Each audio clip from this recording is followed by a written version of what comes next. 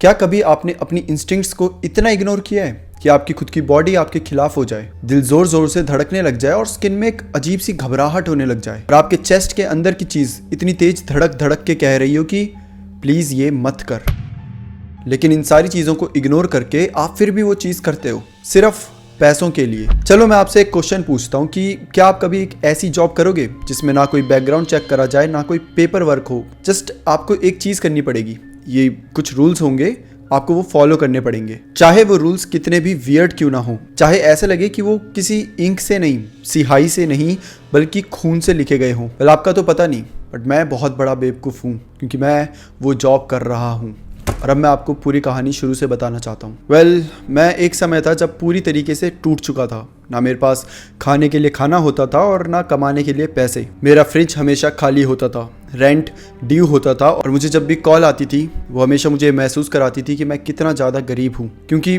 कभी कोई मुझसे रेंट लेने के लिए कॉल कर रहा है, कभी किसी के मैंने पैसे उधार लिए उसे वापस से मांगने के लिए कॉल कर रहा है, और कभी कोई कॉल कर रहा है सिर्फ ये धमकाने के लिए कि वो मेरा कितना कुछ बिगाड़ सकता है अगर मैंने उसके पैसे टाइम से नहीं दिए। मेरे कार का एक्सीडेंट हो चुका था, जॉब चली गई थी, बिजली पानी का बिल महीनों से पेंडिंग था, हर टैक्स नोटिफिकेशन पे पूरा शरीर मेरा कांपने लग जाता था, क्योंकि वो या तो लैंडलॉर्ड का हो सकता है या बैंक या फिर कोई कलेक्शन बॉट्स, सब याद दिलाने के लिए कि मैं ऑलरेडी पूरी तरीके से डूब चुका हूँ, मैं पूरी तरीके से टूट चुका था। अब तो मैं खुद से झूठ भी नहीं बोल सकता था कि एक न एक दिन सब कुछ ठीक हो जाएगा, सब कुछ खत्म हो चुका था।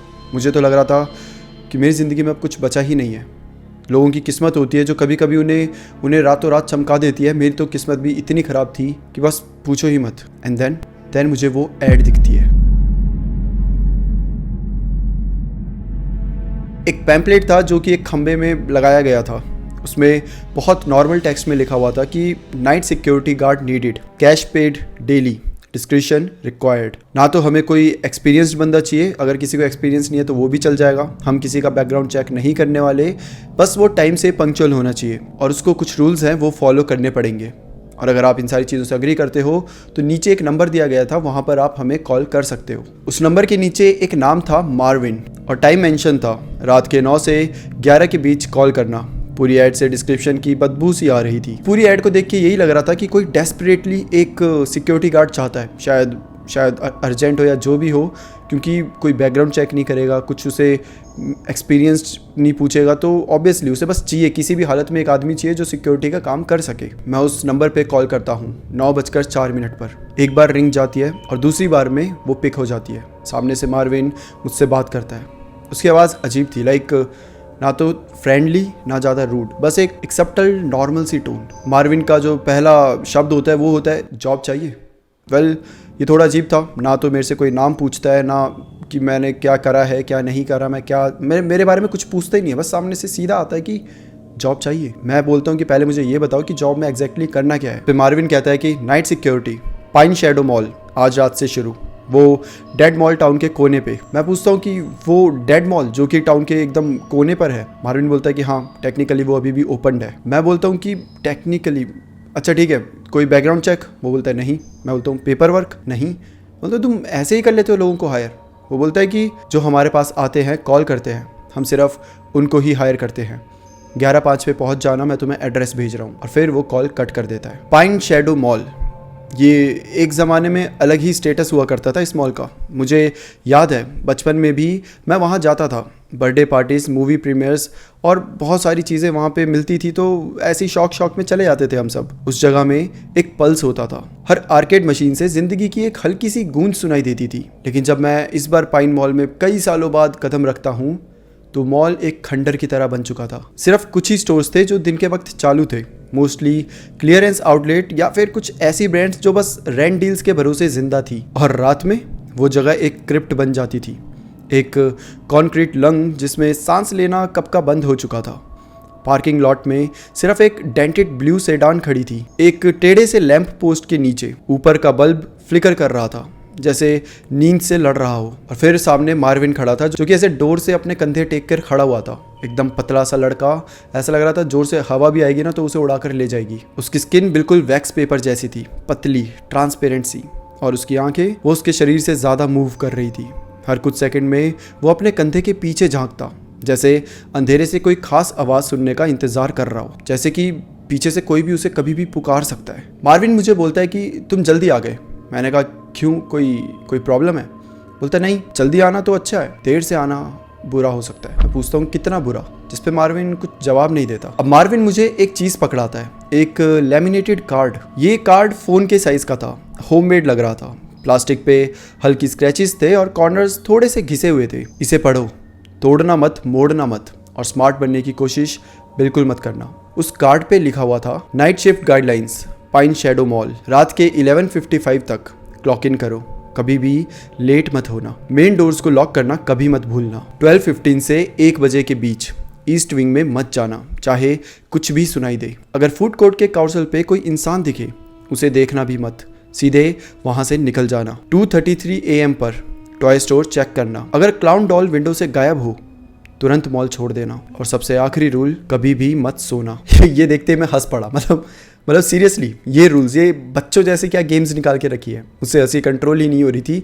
मैं हंसे जा रहा था पढ़ के कि क्या बच्चों वाली बातें कर रहे हो। लेकिन वहीं पे मार्विन बहुत सीरियस था। इनफैक्ट वो हल्की सी स्माइल भी नहीं दे रहा था और वो बस मुझे देखे जा रहा था एकदम सीरियस लुक के साथ। जिसपे मार्विन मुझे बोलता है कि तुम्हें लगता है ये मजाक है? हंसी तो छोड़ो, उसके चेहरे पे कुछ गुस्सा सा दिख रहा था, गुस्सा या फिर डर या फिर कुछ गिल्ट। वो बोल रहा था कि तुम्हें लगता है ये मजाक है। मैं बोलता हूँ कि लगता तो है, मतलब देखो ना यार क्या क्या चीज़ें बोल रहे हैं, स्पेशली ये 5th नंबर, ये क्लाउन डॉल वाला। जिसपे मार्विन मुझे बोलता है रूल हमेशा फॉलो करना वरना तुम्हारा हाल भी गैरी की तरह हो जाएगा। मैं हंसते हंसते चुप हो जाता हूँ और मैं बोलता हूँ कि कौन गैरी? जिसपे मार्विन मुझे कुछ भी नहीं बताता, वो बस सीधा मुझे घूर रहा था और फिर बोलता है कि क्लॉक इन एट 11:55 और ये बोलकर वो वहां से चला जाता है। सच बताऊं तो अगर मैं नॉर्मल होता तो शायद वहीं उसी रात को ये जॉब छोड़ देता, किसी दोस्त को कॉल करता और इस पे हंसी मजाक करता। लेकिन मैं नॉर्मल नहीं था, मैं ब्रोकन था। मुझे पैसे चाहिए थे, मुझे कोई चाहिए था, इसलिए मैं वहीं रुक जाता हूँ। और जब मैं मॉल के अंदर प्रॉपरली कदम रखता हूँ तो मुझे रियलाइज होता है कि अंदर का माहौल एक्चुअली बहुत ज़्यादा इंटेंस था। एकदम से मॉल के अंदर टेम्परेचर बहुत तेज़ी से गिर जाता है और ये बिल्कुल नॉर्मल नहीं था। ये ठंड जो थी ये अननेचुरल लग रही थी, जैसे दीवारें किसी वॉक इन फ्रीजर में सड़ी हो। लाइट्स ऊपर बज कर रही थी मरते हुए इंसेक्ट्स की तरह। उसका येलो ग्लो सिकली था और वो जो लाइट्स फ्लिकर कर रही थी उसकी रिफ्लेक्शन नीचे टाइल्स पर पड़ रही थी। टाइल्स में क्रैक्स पड़े हुए थे, टूटी हुई थी टाइल्स। वहाँ के कई सारी दुकानें तो पूरी तरीके से खंडर बन चुकी थी।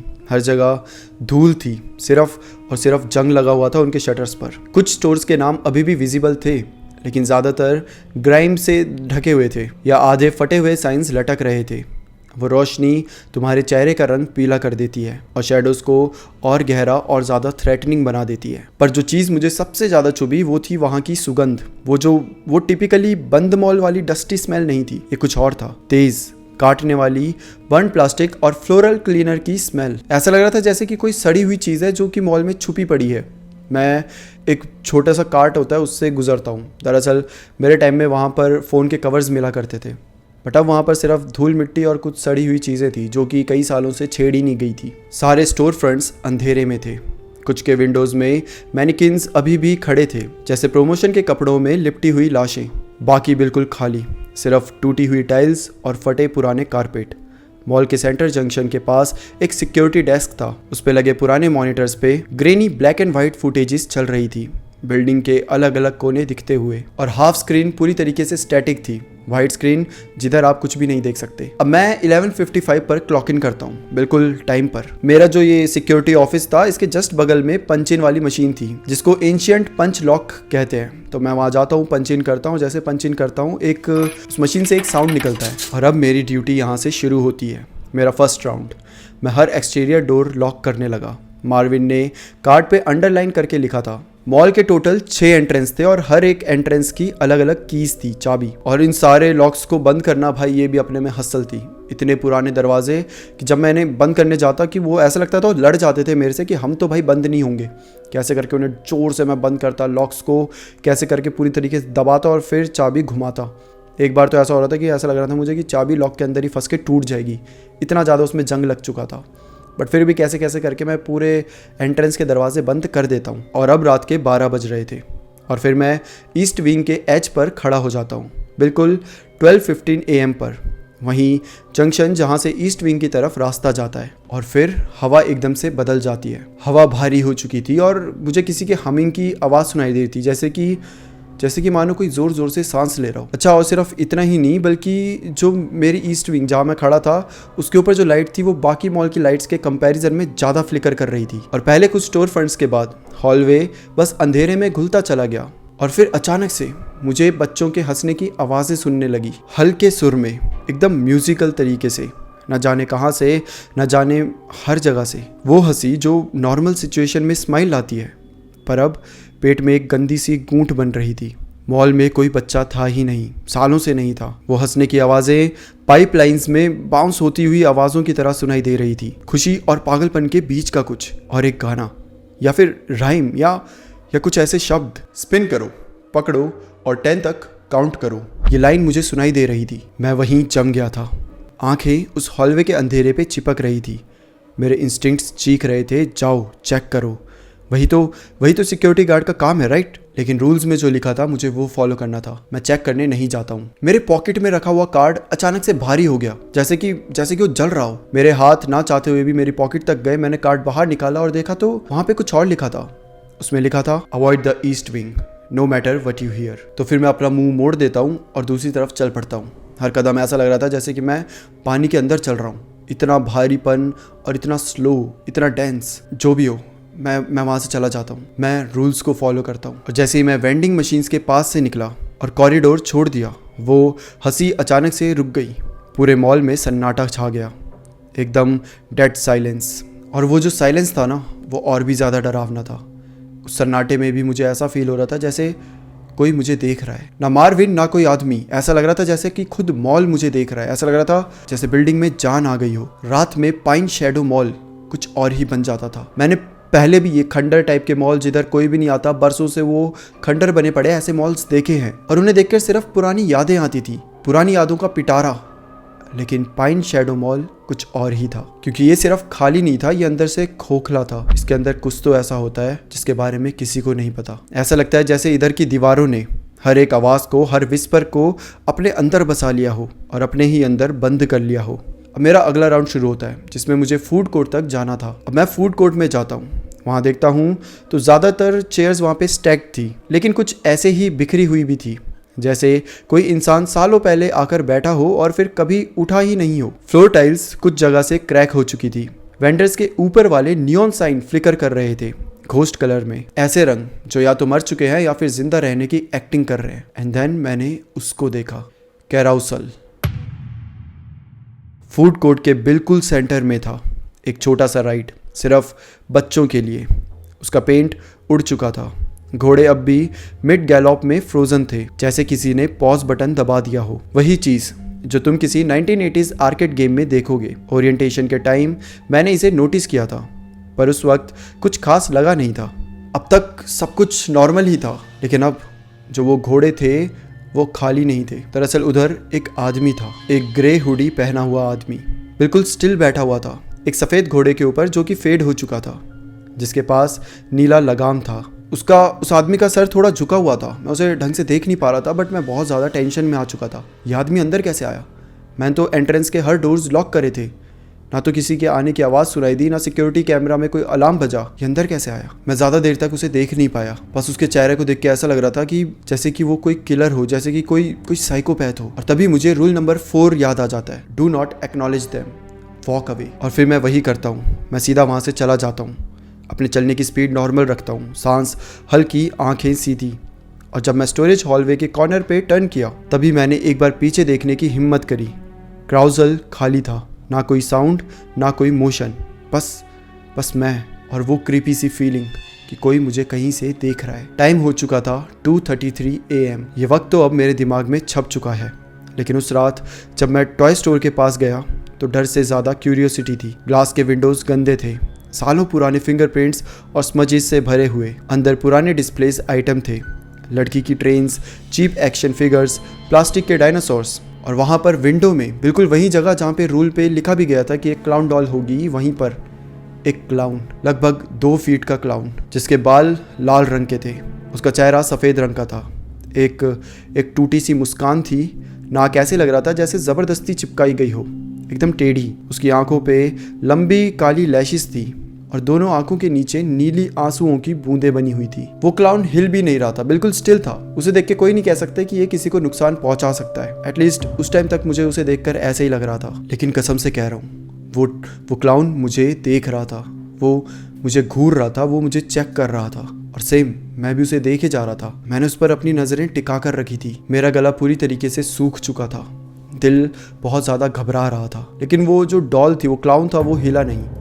शायद वो सही में कोई डॉल ही होगी जो बहुत पुराने टाइम पर वहीं पर छूट गई हो। और इसका मतलब था कि मैंने आज की रात सेफली गुजार ली थी। मैं अभी तक सेफ था। और सुबह जब धूप निकली, मार्विन मुझे बैक एंट्रेंस पे मिल जाता है। उसने अपने दोनों हाथ एक दूसरे से जोड़ कर रखे थे और बड़े इतरा के खड़ा हुआ था। उसकी आंखों को देखकर वही लग रहा था, बिना इमोशन की आंखें जो कुछ भी ना कहना चाहती हो। मार्विन मुझे बोलता है कि तुमने अच्छा काम किया।